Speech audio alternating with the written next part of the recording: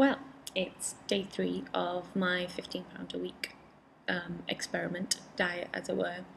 And today I had this thing of where I thought, oh, Wednesday, it's the hump, it's the hump of the week, and I've got the weekend to look forward to. But I realised that actually I don't. I mean, I don't really have something to look forward to. Usually, of a weekend, you'd be like, oh, I've got a Sunday roast to look forward to, or I've got that special bit of food I've been saving, or my meat, or whatever. But I couldn't afford any of those treats this week.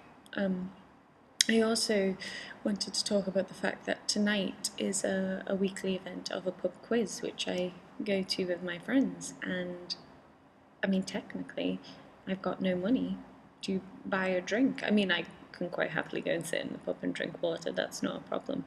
But I know that there'll be lots of people who are like, oh, let me get you a drink because obviously you can't afford it. And I'm finding that a lot of people are misunderstanding what I'm trying to achieve. A lot of people are like, let me buy you dinner, let me buy you thing, can you eat this if I give you this? But my response is, yes, I can, but obviously not everybody has that luxury. Not everybody who has to live like this day in, day out will have the luxury of people wanting to donate to them. And it's only because they know me that they sympathise or empathise with me. And so I find it quite an amazing response. And it's me. I mean, I've been reading up about food banks and how they work, and I actually look at some of the stuff, and it's all tinned or processed food, stuff that comes in packaged, non-perishable items. I mean, it's not even the fruit or the meat, the most expensive things in your shop in a week. And so, I mean, I'm actively trying to find out about food banks that operate in Scotland and the Glasgow area, because I feel that after this, I really do want to start contributing to that, to people who, we as a nation now use food banks more than ever to top up our weekly shop. I don't have the exact figures, but I was reading an article on it quite recently, and I'll find it and link it in my blog.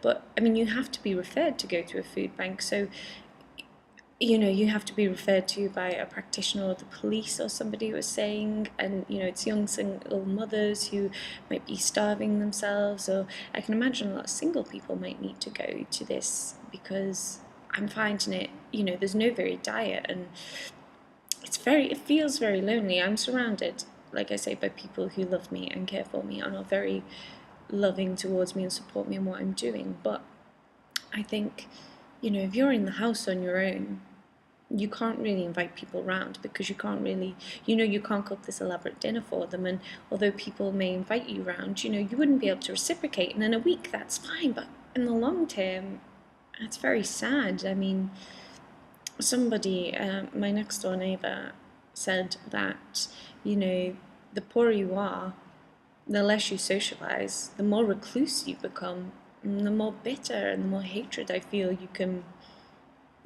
build up. And I think that's really sad. And if it wasn't, in fact, I was thinking, if I took this experiment much further and isolated myself completely and lived alone, if I could, have the luxury of doing that, if I could live alone and have to have the responsibility of dealing with all the bills and things on my own, I mean, I would probably be quite, I wouldn't be as positive as I'm being now. I mean, yesterday I had a good day, today is going really well, but I mean,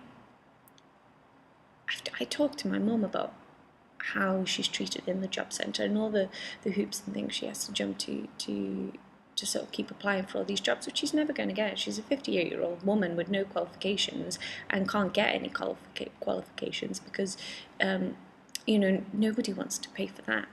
And, it feels like, it's quite a hassle. She spends all her time looking, and then even if she was called for interviews, she would then be spending all her time. Now, how can you be at your best and on form when you're eating such a terrible diet? And believe me, you're eating to survive, you're not eating to enjoy your food. I mean, this is my food today, which is just rice thrown together with beetroot, goat cheese, whatever is in my fridge. It doesn't matter if it doesn't go, if it roughly resembles the dish it's in. And I made some soup last night, which has kept me going. It's something warm, it's nice, because I'm spending my whole time cold. And undernourished. I really feel I should have weighed myself at the beginning of the week and weighed myself at the end, because I think I'm going to end up losing weight. And now I'm not overweight, but I'm also not thin. And so that to me is worrying, like, yeah, because it would be very hard for me, I think, to in the long run maintain the muscle mass I need to do all the exercise I do.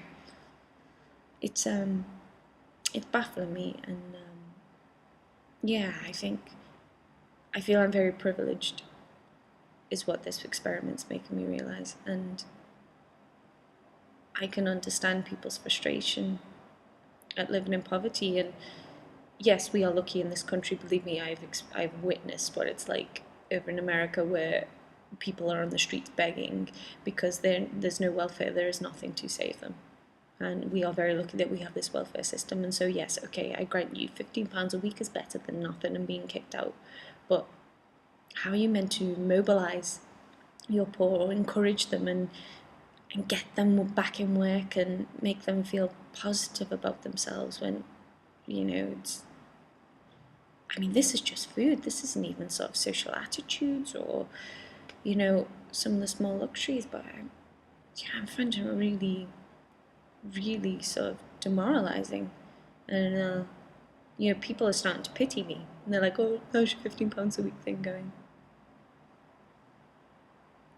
It's a fad for me, but it's life for other people.